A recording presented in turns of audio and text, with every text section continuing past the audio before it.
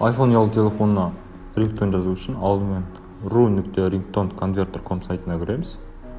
Одан кейін favorite файл жерге өзіміздің өлеңімізді саламыз.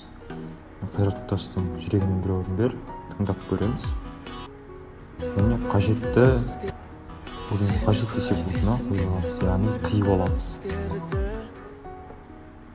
Мына жерге жарайды и конвертер немесе скачать. iPhone-ға M4R немесе Android-ға MP3 форматында жүктеп аламыз.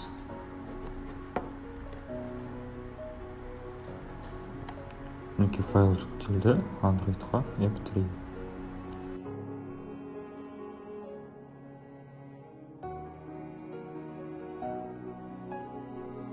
Одан кейін iPhone-ды USB арқылы ноутбукке немесе компьютерге қыстырамыз. Және де iTunes программасын іске қосамыз.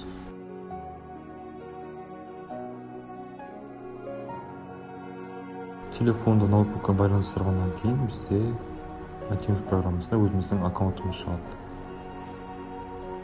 Бұл жерде обновление сұрап тұр, бізге қажет емес.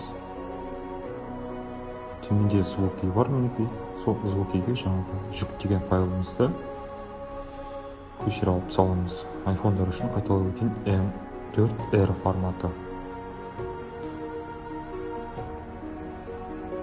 Көшіріп саламыз. Мінекей жүктелді.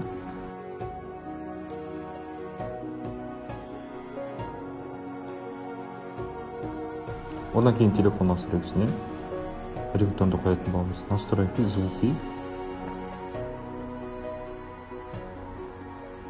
Сені көріп есім кетті өмірімді өзгерді.